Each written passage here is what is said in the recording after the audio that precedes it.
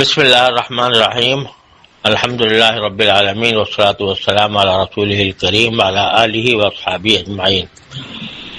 میں نے اپنے جمعہ کے خطاب میں ایک بات ذکر کی تھی کہ مودی اور نتنیاہو کے درمیان جو اسرائیل میں ملاقات ہوئی ہے اس میں یہ معاہدہ طے پایا ہے کہ وہ اپنے فنڈ افغانستان کو دیں گے جن کو وہ پاکستان کے خلاف استعمال کرے۔ اس قسم کی بات میں نے کہی تھی۔ وہ در حقیقت ایک مجھے کسی نے ویڈیو دکھائی تھی جس میں یہ بات ان کی زبان سے ادا ہو رہی تھی، تو مجھے چونکہ سوشل میڈیا کی چیزوں کا بہت زیادہ تجربہ نہیں ہے، لہذا میں نے اس کو حقیقی سمجھا اور اس لحاظ سے میں نے اس کو اپنے بیان میں کہہ دیا۔ لیکن بعد میں مجھے دوستوں نے توجہ دلائی اور یہ بات ثابت ہوئی کہ وہ ویڈیو جعلی تھی اور جو اصلی ملاقات کی ویڈیو ہے اس میں اس قسم کی کسی بات کا تذکرہ نہیں ہے۔ لہذا میں نے پہلی بات تو یہ ہے کہ میں اس حوالہ دینے پر معذرت خواہ ہوں کیونکہ بعد میں اس کا جعلی ہونا ثابت ہوا۔ اور دوسری بات یہ ہے کہ میرے وہ جتنا شائع ہوا تھا وہ میرے بیان کا ایک حصہ تھا۔ اب جب وہ پوری تقریر یا پورا بیان شائع ہونے والا ہے اس میں سے اس حصے کو نکال دیا جائے گا انشاءاللہ، کیونکہ یہ خلاف واقعہ بات کہہ دی گئی ہے۔ دوسرا مسئلہ یہ ہوا کہ اسی قسم کی ایک ویڈیو میرے پاس آئی تھی جس میں افغانستان کے کسی مشہور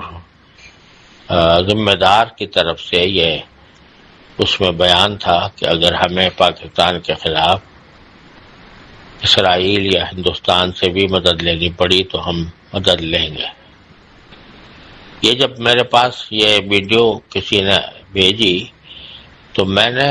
اس کو مناسب سمجھا کہ اس کے بارے میں، کیونکہ پہلے مجھے دھوکہ ہو چکا تھا، تو میں نے کہا کہ اس کو میں کسی سے معلوم کروں کہ یہ حقیقی ہے یا جعلی ہے۔ تو میں نے اپنے خاص دوستوں سے جن کو افغانستان کا خوب اچھے طرح تجربہ ہے یہ میں نے بھیجی، لیکن چونکہ مجھے موبائل کے استعمال کا خاص تجربہ نہیں ہے، لہذا میں نے جو بھیجی وہ اتفاق سے کوئی مجھ سے غلطی ہوئی جس کے نتیجے میں وہ ویڈیو میرے واٹس ایپ کے اسٹیٹس پر لگ گئی، تو مجھے اس کا پتہ نہیں چلا کیونکہ مجھے موبائل کے استعمال کا بہت زیادہ تجربہ نہیں ہے۔ وہ غلطی سے وہاں لگ گئی تھی۔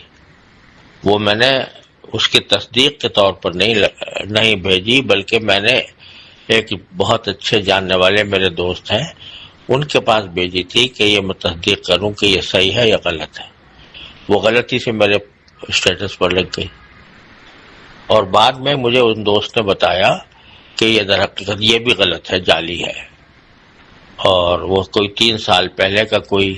ان کا انٹرویو تھا، اس میں اے آئی کے ذریعے ان کی آواز میں تبدیلی کر کے الفاظ کہلائے گئے ہیں۔ تو بہرحال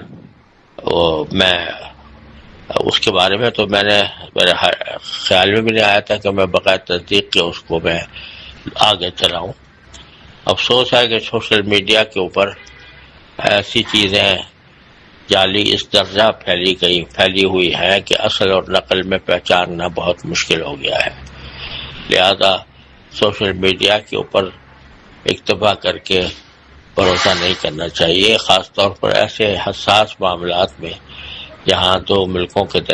مسلمان ملکوں کے درمیان لڑائی ہو رہی ہے۔ ایسے میں اس قسم کی افواہیں پھیلانا، اس قسم کی جعلی ویڈیو بنانا یہ گناہ عظیم ہے، اور اس کے نتیجے میں جو مسلمانوں کے درمیان جنگ ہو اور اس میں کسی کا جانی مالی نقصان ہو تو وہ ایسے جعلی ویڈیو بنانے والوں اور جعلی خبریں پھیلانے والوں کے لیے انتہائی گناہ عظیم کا ذریعہ ہے۔ اللہ تعالی ہر مسلمان کو اس سے محفوظ رکھے۔ والسلام علیکم ورحمۃ اللہ وبرکاتہ۔